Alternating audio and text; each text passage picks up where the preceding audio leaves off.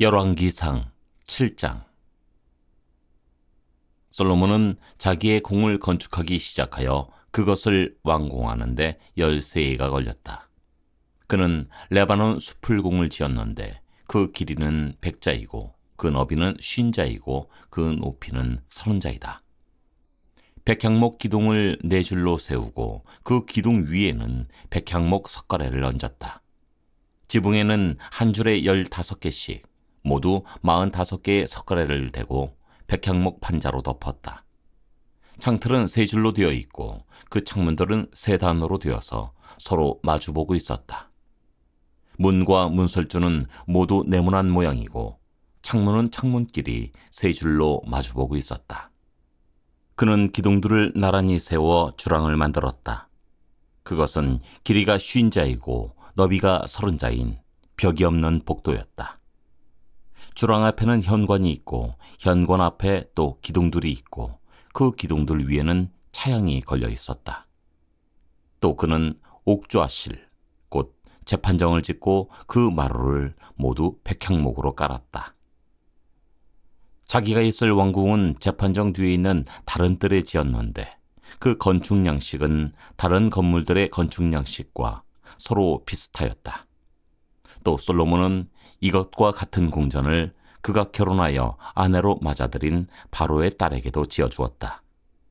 왕궁을 포함한 모든 건물은 치수를 재어서 깎은 귀한 돌, 앞뒤를 톱으로 자른 값진 돌들로 지었는데 기초에서부터 갓돌까지 또 바깥은 물론이고 건물 안의 큰 뜰까지 다 그러한 재료를 써서 지었다.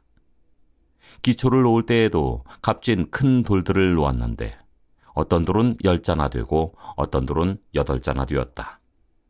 기초를 다진 다음에는 그 위에다가 치수를 재어서 잘 다듬은 값진 돌과 백향목으로 벽을 올렸다.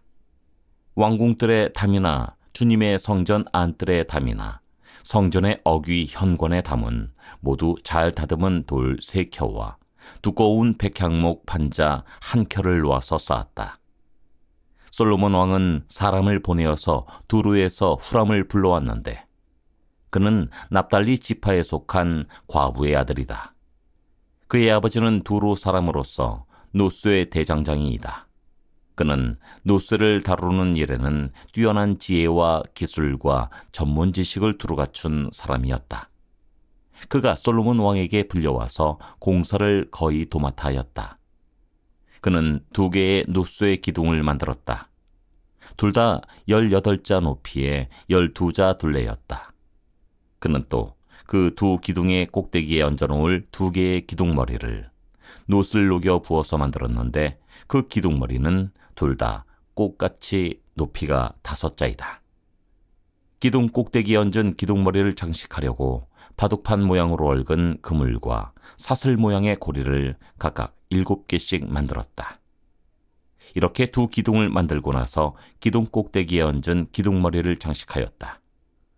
노쇠로 석류를 만들고 그물에다가 석류를 2줄로 늘어뜨려서 기둥머리를 장식하였다. 기둥 꼭대기에 얹은 기둥머리는 그 높이가 넉자이다. 나리꽃 모양으로 만들었는데 사슬 장식 위에 둥그렇게 돌출된 부분에다가 얹었다.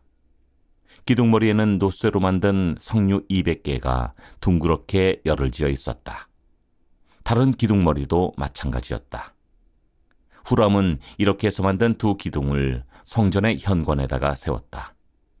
오른쪽 기둥을 세우고 그 이름을 야긴이라고 하였고 왼쪽 기둥을 세우고 그 이름을 보아스라고 하였다.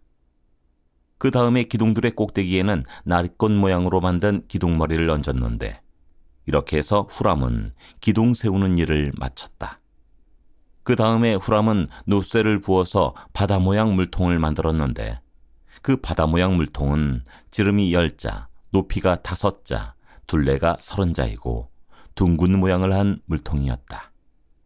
그 가장자리 아래로는 돌아가면서 노쇠로 만든 호리병 모양의 박이 있는데 이것들은 노쇠를 부어서 바다 모양 물통을 만들 때 2줄로 부어서 만든 것이다. 또한 12마리의 노쇠 황소가 바다 모양 물통을 떠받치고 있는데 3마리는 북쪽을 바라보고 3마리는 서쪽을 바라보고 3마리는 남쪽을 바라보고 3마리는 동쪽을 바라보고 서 있었고 등으로 바다 모형을 떠받치고 있었다. 황소는 모두 엉덩이를 안쪽으로 향하고 있었다. 그 노쇠로 만든 바다 모양 물통의 두께는 손너비만하였다. 그 테두리는 나리꽃 봉우리 모양으로 자네 테두리처럼 둥글게 만들었다. 그 용량은 물을 2,000말 정도 담을 수 있는 것이었다. 그는 또 노수로 받침대를 10개 만들었는데 받침대마다 길이가 넉자, 너비가 넉자, 높이가 석자이다. 받침대의 구조는 다음과 같다. 받침대는 판자 테두리를 가지고 있고 그 테두리는 틀 사이에 끼어 있었다. 틀 사이에 낀 판자 테두리 위에다가는 사자와 소와 그룹을 그려 넣었다. 사자와 소의 위아래로는 화환 무늬를 새겨 넣었다. 그리고 각 받침대에는 4개의 노수의 바퀴와 노수의 축과 4개의 다리를 달았다. 그 4개의 다리는 노수의 대야 아래에서 어깨 모양의 받침 두리를 꿰고 있었다. 이 받침 두리들은 화환 무늬의 맞은 쪽에서 녹여 부어서 만든 것이었다. 그 아가리는 받침 두리 안에서 위로 한자 높이로 솟아나와 있었는데 그 아가리는 지름이 한자 반으로 둥글게 받침 두리와 같은 모양으로 되어 있고 그 아가리에는 돌아가면서 새긴 것이 있었다. 그러나 그 테두리 판자들은 네모지고 둥글지 않았다. 그 테두리 판자의 아래는 4개의 바퀴를 달고 바퀴의 축은 받침대 안에다 넣었다. 바퀴 하나의 높이는 한자 반이었다. 그 바퀴의 구조는 말이 끄는 전차 바퀴의 구조와 같았다. 바퀴의 축과 테두리와 바퀴 살과 그 축의 통은 모두 노쇠를 녹여 부어서 만든 것이었다. 그리고 받침대 내 귀퉁이에는 어깨 모양의 받침두리가 4개 붙어 있는데 그 받침대에는 받침두리가 잇따라 나와 있었다. 받침대 꼭대기에는 반자 높이의 테두리가 둥글게 둘려 있고 또 받침대의 아래에는 바퀴축인 버팀대와 테두리 판자들이 연결되어 있었다. 바퀴축인 버팀대 판자와 테두리 판자 위의 빈 곳에는 그룹과 사자와 종려나무를 활짝 핀 꽃 모양과 함께 새겼다. 그는 이러한 방식으로 받침대 10개를 만들었는데 모두가 같은 치수와 같은 양식으로 일일이 부어서 만들었다. 또 그는 노쇠로 대야 10개를 만들었다. 대야마다 물을 40말씩 담을 수 있었다. 대야들의 지름은 넉자이다. 받침대 10개에는 모두 대야 하나씩을 달았다. 받침대 5개는 성전의 오른쪽에, 5개는 성전의 왼쪽에 놓았고 바다 모양 물통은 성전 오른쪽에 동남쪽 모퉁이에 놓았다. 후람은 또 솥과 부삽과 피 뿌리는 대접을 만들었다. 이렇게 후람은 솔로몬 왕이 주님의 성전에다가 해놓으라고 시킨 모든 일을 마쳤다. 그가 만든 것들은 2기둥과 그 2기둥 꼭대기에 얹은 둥근 공 모양을 한 기둥머리 둘과 그 2기둥 꼭대기에 있는 공 모양을 한 기둥머리에 씌운 그물 2개와 기둥 꼭대기에 있는 공 모양을 한 기둥머리에 씌운 각 그물에다가 2줄로 장식한 석류 400개와 또 받침대 10개와 받침대 위에 놓을 대야 10개와 바다 모양 물통 1개와 그 바다 모양 물통 아래에 받쳐놓은 황소 모양 12개와 솥과 부삽과 피 뿌리는 대접들이다. 후람은 솔로몬 왕을 도와서 만든 주님의 성전의 이 모든 기구는 모두 광택나는 노쇠로 만든 것이다. 왕은 이 기구들을 숫꽃과 사르단 사이에 있는 요단 계곡의 진흙에 부어서 만들게 하였다. 이 기구들이 너무 많아서 솔로몬이 그 무게를 달지 못하였으므로 여기에 사용된 노쇠의 무게는 아무도 모른다. 솔로몬은 또 주님의 성전 안에다가 둘 기구를 만들었는데 곧 금제단과 빵을 늘 차려놓는 금으로 만든 상과 또 등잔대들 곧 지성소 앞에 오른쪽에 5, 왼쪽에 5개씩 놓을 순금 등잔대들과 금으로 만든 꽃장식과 등잔과 부집게와 순금으로 된 잔과 심지 다듬는 집게와 피 뿌리는 대접과 향로와 불 옮기는 그릇과 내실 곧 지성소 문에 다는 금 돌조기 위와 성전의 바깥문에 다는 금 돌조기들이다. 이렇게 해서 솔로몬 왕은 주님의 성전을 짓는 모든 일을 완성하였다. 솔로몬은 그의 아버지 다윗이 거룩하게 구별해서 바친 성물, 곧 은과 금과 기구들을 가져다가 주님의 성전 창고에 넣었다. 열왕기상 8장. 솔로몬은 주님의 언약궤를 시온, 곧 다윗성에서 성전을 옮기려고 이스라엘 장로들과 이스라엘 자손의 각 가문의 대표인 온 지파의 지도자들을 예루살렘에 있는 자기 앞으로 불러 모았다. 이스라엘의 모든 남자는 일곱째 달, 곧 에다니몰의 절기에 솔로몬 왕 앞으로 모였다. 이스라엘의 모든 장로가 모이니 제사장들이 궤를 메어 옮겼다. 주님의 궤와 회막과 장막 안에 있는 거룩한 기구를 모두 옮겨왔는데 제사장들과 레위 사람들이 그것을 날랐다. 솔로몬 왕과 왕 앞에 모인 온 이스라엘 회중이 왕과 함께 궤 앞에서 양과 소를 셀 수도 없고 기록할 수도 없을 만큼 많이 잡아서 제물로 바쳤다. 제사장들은 주님의 언약궤를 제자리, 곧 성전 내실 지성소 안 그룹들의 날개 아래에 가져다가 놓았다. 그룹들이 궤가 놓인 자리에 날개를 펼쳐서 궤와 채를 덮게 하였다. 궤에서 삐죽 나온 두 개의 채는 길어서 그 끝이 지성소의 정면에 있는 성소에서도 보였다. 그러나 성소 밖에서는 보이지 않았다. 그 채는 오늘날까지 그곳에 그대로 놓여 있다. 궤 속에는 호렙에서 모세가 넣어둔 두 개의 돌판 말고는 아무것도 없었다. 이 두 돌판은 이스라엘 자손이 이집트 땅에서 나온 뒤에 주님께서 호렙에서 그들과 언약을 세우실 때 모세가 거기에 넣은 것이다.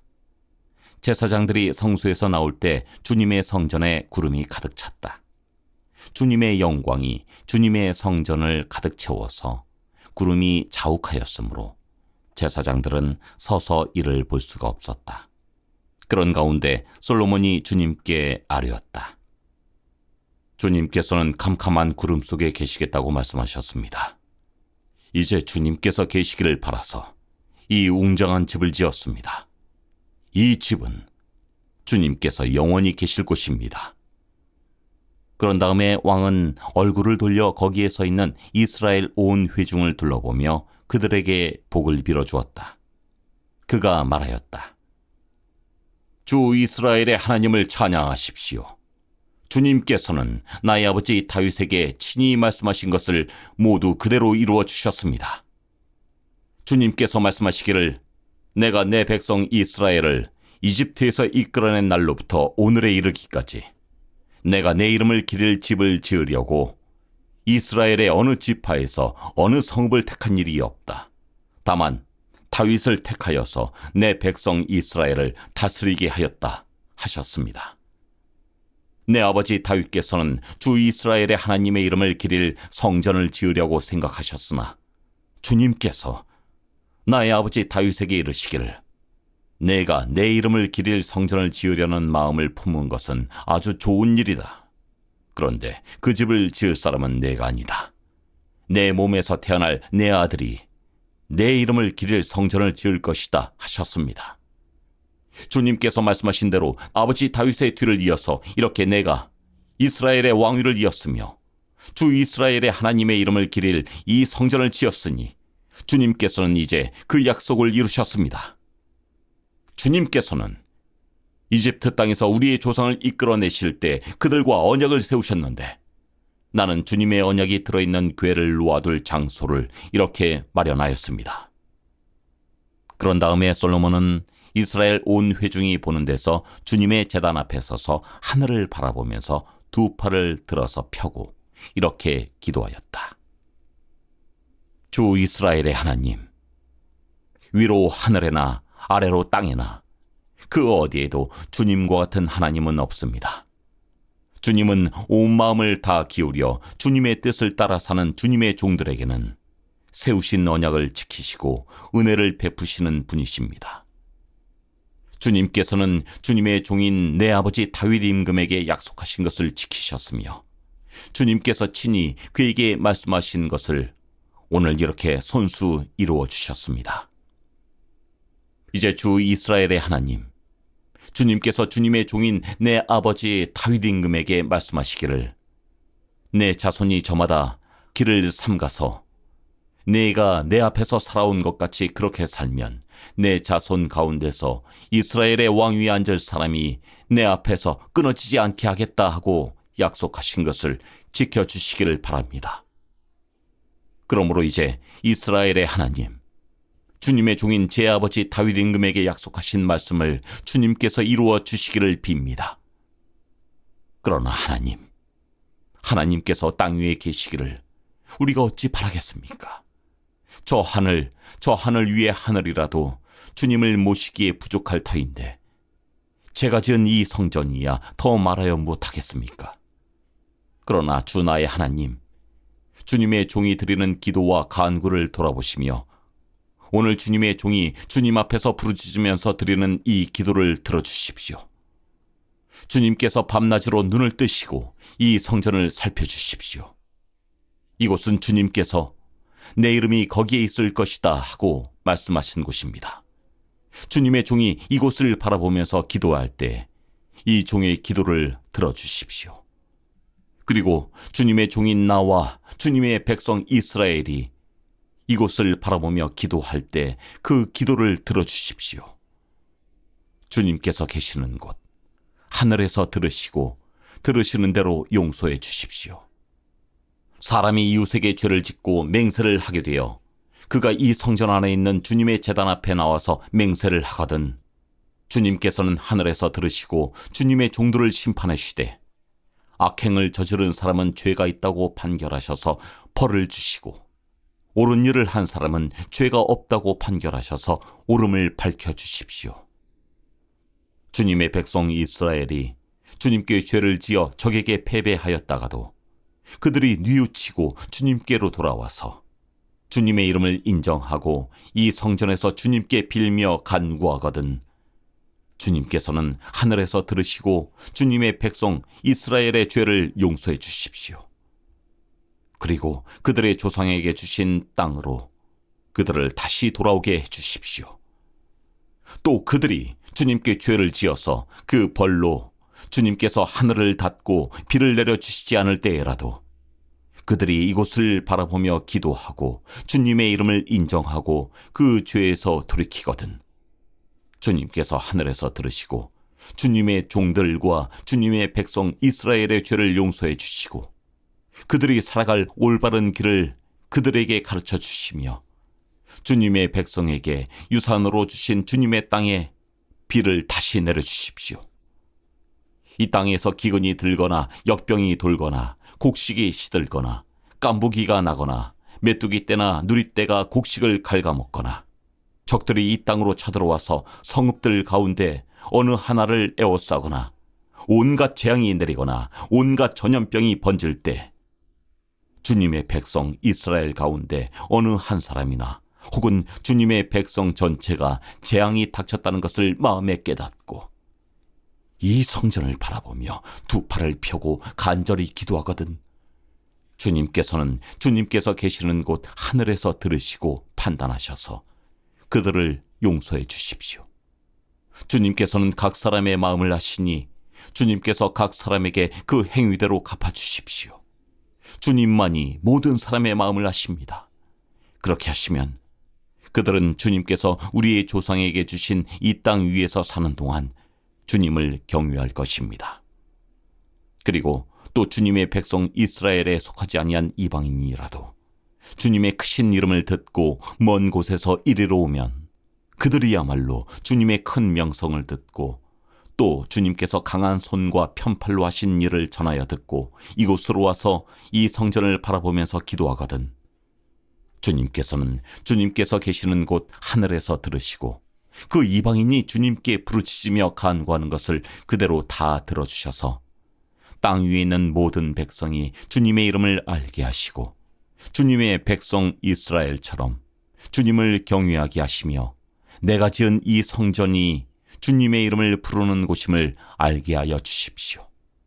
주님의 백성이 적과 싸우려고 전선에 나갈 때 주님께서 그들을 어느 곳으로 보내시든지 그곳에서 주님께서 선택하신 이 도성과 내가 주님의 이름을 기리려고 지은 성전을 바라보며 그들이 주님께 기도하거든 주님께서는 하늘에서 그들의 기도와 간구를 들으시고 그들의 사정을 살펴보아 주십시오. 죄를 짓지 아니하는 사람은 없습니다.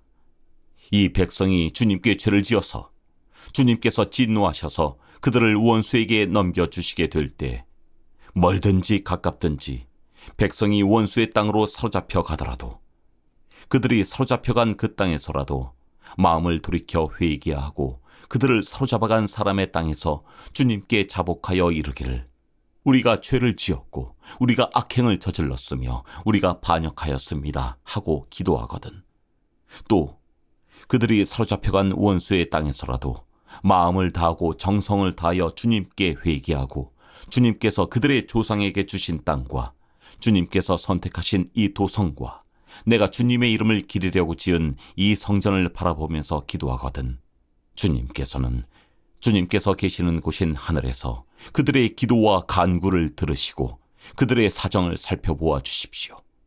주님께 죄를 지은 주님의 백성을 용서하여 주십시오. 주님을 거역하여 저지른 모든 반역죄까지도 용서하여 주십시오. 그들을 사로잡아간 사람들 앞에서도 불쌍히 여김을 받게 하셔서 사로잡아간 사람들도 그들을 불쌍히 여기게 하여 주십시오. 그들은 주님께서 쇠의 용광로와 같은 이집트로부터 이끌어내신 주님의 백성이며 주님의 소유입니다. 종의 간구와 주님의 백성 이스라엘의 간구를 살펴보시고 부르짖을 때마다 응답해 주십시오. 주 하나님, 주님께서 우리 조상을 이집트로부터 이끌어내실 때 주님의 종 모세를 시켜서 말씀하신 것과 같이 주님께서는 그들을 주님의 소유가 되도록 세상의 모든 백성과 구별하셨습니다. 솔로몬이 무릎을 꿇고서 하늘을 바라보며 두 손을 펴고 이렇게 간절히 기도를 드린 다음 주님의 제단 앞에서 일어나서 이스라엘의 온 회중을 바라보며 큰 소리로 축복하여 주었다. 주님께서 말씀하신 대로 그의 백성 이스라엘에게 안식을 주셨으며 그의 종 모세를 시켜서 하신 선한 말씀을 한마디도 빠뜨리지 아니하시고 다 이루어 주셨으니 주님은 찬양을 받으실 분이십니다. 주 우리의 하나님께서 우리의 조상과 함께 계시던 것과 같이 우리와도 함께 계시기를 바랍니다. 주님께서 우리를 버리지도 마시고 포기하지도 마시기 바랍니다. 우리의 마음을 주님께 기울이게 하셔서 주님께서 지시하신 그 길을 걷게 하시며 주님께서 우리 조상에게 내리신 계명과 법도와 율례를 지키게 하여 주시기를 바랍니다. 오늘 주님 앞에 드린 이 간구와 기도를 주 우리의 하나님께서 낮이나 밤이나 늘 기억해 주시기를 바랍니다. 하나님께서 주님의 종과 주님의 백성 이스라엘에게 날마다 그 형편에 맞게 자비를 베풀어 주시기를 바랍니다. 그렇게 해서 세상의 모든 백성이 주님만이 하나님이시고 다른 신은 없다는 것을 알게 되기를 바랍니다. 그러므로 그의 백성인 여러분도 주 우리의 하나님과 한마음이 되어서 오늘과 같이 주님의 법도대로 걸으며 주님의 계명을 지키기를 바랍니다. 이렇게 한 다음에 왕 및 왕과 함께 있는 모든 이스라엘 사람이 주님 앞에 제사를 드렸다. 솔로몬은 화목제를 드렸는데 그가 주님의 제사에 드린 것은 소가 22,000마리이고 양이 12만 마리였다. 이와 같이 해서 왕과 이스라엘의 모든 백성이 주님의 성전을 봉헌하였다. 그리고 바로 그날 왕은 주님 앞에 있는 놋제단이 번제물과 곡식제물과 화목제물의 기름기를 담기에는 너무 작았으므로 주님의 성전 앞들 한가운데를 거룩하게 구별하고 거기에서 번제물과 곡식예물과 화목제의 기름기를 드렸다. 그때 솔로몬이 이렇게 절기를 지켰는데 하맛 어귀에서부터 이집트 접경에 흐르는 강에 이르는 넓은 지역에 사는 큰 회중인 온 이스라엘이 그와 함께 주 우리의 하나님 앞에서 이레 동안을 2번씩 열나흘 동안 절기를 지켰다. 둘째 이레가 끝나고 여덟째 되는 날에 그가 백성을 돌려보내니 그들은 왕에게 복을 빌고 주님께서 그의 종 다윗과 그 백성 이스라엘에게 베푸신 온갖 은혜 때문에 진심으로 기뻐하며 흐뭇한 마음으로 각자 자기의 집으로 돌아갔다.